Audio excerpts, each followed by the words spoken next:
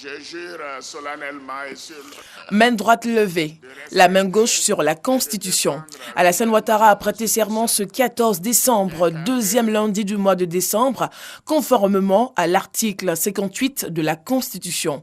Après la prononciation de la formule sacramentelle devant les juges constitutionnels, le chef de l'État a reçu ses attributs de chef souverain et grand maître des ordres par la grande chancelière de l'ordre national, Henriette Dagri Diabaté.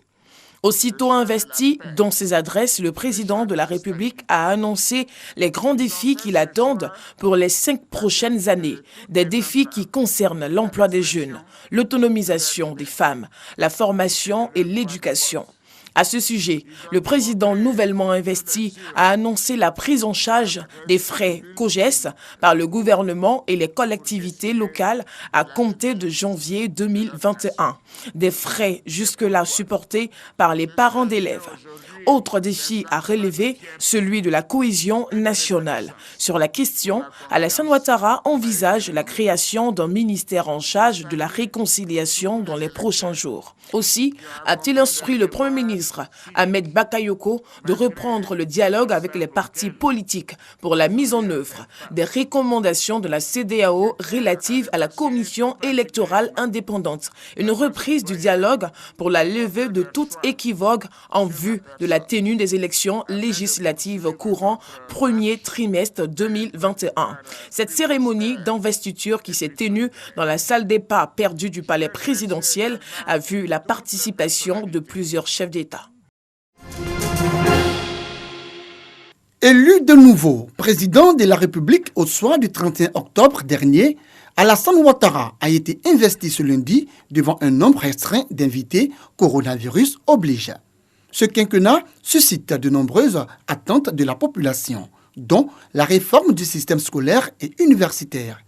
J'aimerais qu'il améliore nos conditions de vie, d'études. Voilà, parce que c'est un peu difficile à l'université ici. Parce que la vie au campus, c'est très difficile. C'est très difficile. Surtout quand tu n'as pas les moyens, puis tu n'as pas les parents ici. Je veux qu'il arrange la cité universitaire. Au niveau de la cité des filles, là-bas, mais c'est dégradé même. C'est sale, bizarre. Le VC même, on n'en parle pas. Toujours les caniveaux qui sont remplis là-bas. Donc, il veut qu'il arrange ça au moins. Ça serait une fierté pour nous, les filles. C'est vrai, nous savons que l'État donne un budget à aux universités. Mais il faut qu'il y ait un contrôle. Il faut qu'il y ait un suivi de ces budgets-là. Parce que si les budgets sont donnés et que les personnes qui reçoivent ces budgets-là ne mettent pas à la disposition des bénéficiaires, vous voyez qu'il y a un problème. Et quand il y a un problème comme ça fait que nous on sort, on n'accuse plus les responsables qui accueillent ces budgets-là, mais on accuse le président. C'est au niveau de l'éducation des enfants, surtout en milieu rural, des enfants qui s'expriment déjà dans leur langue maternelle, mais qui ne peuvent pas avoir accès au français. Et ça pose beaucoup de problèmes pour l'acquisition des connaissances des enfants. Et je souhaite que quelque chose de nouveau soit fait pour la promotion des langues ivoiriennes, pour le système éducatif ivoirien. Des challenges, le président de la République en a à tous les niveaux. Pour les acteurs du secteur informel, beaucoup reste à faire. Les femmes réclament l'accès aux fonds d'aide là où les transporteurs appellent à une réduction des taxes. Bon, ce qu'on attend du président, c'est qu'il améliore un peu le transport parce qu'il y a du désordre complètement. Donc, il améliore ça un peu. Et puis, bon, il essaye aussi de voir le prix même de l'assurance que nous payons là. C'est un peu trop. S'il peut nous aider de ce côté-là, je crois que c'est bon. Ah, il n'a qu'à penser à nous, il n'a qu'à faire l'argent là-bas sortir pour tout le monde. Parce que nous, on ne reçoit pas. Voilà, on n'a pas reçu. C'est ça qui est notre problème. On veut l'argent pour avancer. Nous qui vendons un peu, on se débrouille. On n'a qu'à penser à nous. Hein? On va développer nos commerces aussi. Si l'on attend de ce mandat l'amélioration des conditions de vie, la réconciliation reste un vaste chantier pour l'ensemble de la population. La première des choses, c'est la paix et la réconciliation pour les Ivoiriens. J'invite le président à œuvrer pour la paix, le dialogue, la réconciliation nationale. Après ces échauffements qui ont eu de part et d'autre, que tout le monde se réconcilie et puis bon, le pays avance. Nous attendons à ce qu'un d'abord réconcilie tous les Ivoiriens. Ça, c'est la première des choses. Et puis ensuite, les emplois, on a besoin d'emplois. La jeunesse a besoin de travailler. On veut Bara, bien, mais on veut Bara. Donc j'espère qu'il va attendre ça aussi. Hein. Et puis il faut lui dire que mon bon, il lui fait un job. Justement, à ce propos, le président de la République a annoncé la création d'un ministère de la Réconciliation nationale, une nouvelle qui devrait réjouir plus d'un, au vu des récentes violences qui ont occasionné de nombreuses victimes dans plusieurs localités du pays. Les représentants des 32 clubs du district 403 A2 réunis ce jour pour un renforcement de capacité.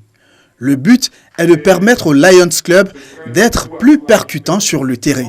Cette année, il nous sera donné d'échanger autour de l'affiliation féminine, enjeux et impact en ce qui concerne les Lions et le passage de Léo à Lyon, quel supplément d'engagement pour ce qui est des Léos.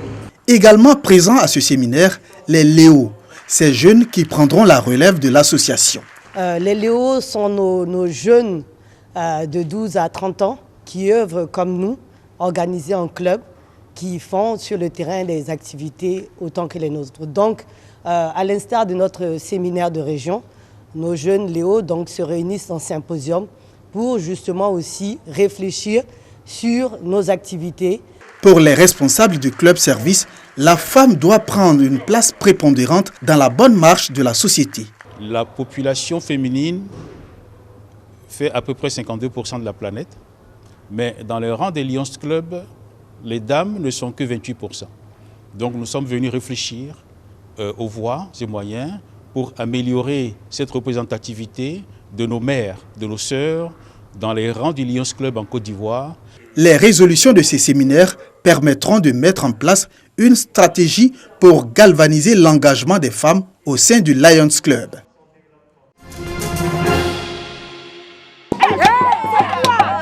Le village ébrié Abidjan-Agban en fête ce matin du samedi 12 décembre.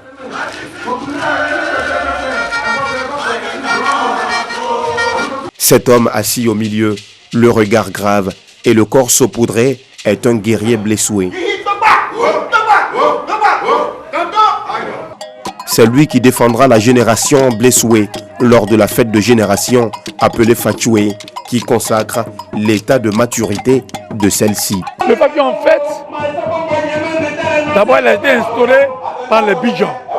Les Bidjans qui ont été les initiateurs du Fatchoué. Et les Fatchoué, c'est la fête de la maturité. Et chaque village, lorsque vous vous sentez majeur, après 15 ans ou 20 ans quelquefois de rester dans l'antichambre, ils sortent pour dire aux villages qui sont effectivement majeurs, ils sont matures, peuvent participer à la gestion du village. Le lancement du Fatchoué 2021 s'est fait en présence de plusieurs cadres et chefs de village.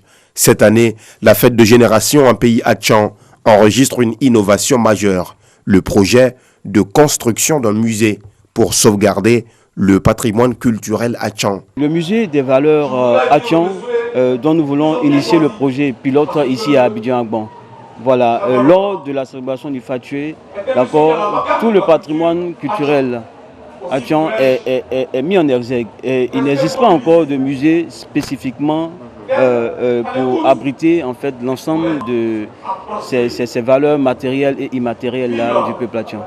À la faveur de cette cérémonie de lancement du prochain Fatchoué, Bangui Augustin en appelle au soutien de tous pour la réalisation de cet événement. À tous les partenaires, sponsors, étatiques, privés, nous réitérons cet appel à ce qu'ils puissent venir associer leur image à ce grand événement qu'est le Fatchoué. Prévu se tenir dans la première semaine du mois d'août 2021, le Fatchoué entend réunir tous les fils et filles du village Hatchan ainsi que leurs invités autour de la cohésion sociale, d'où le thème central, patrimoine culturel Hatchan, source de cohésion sociale.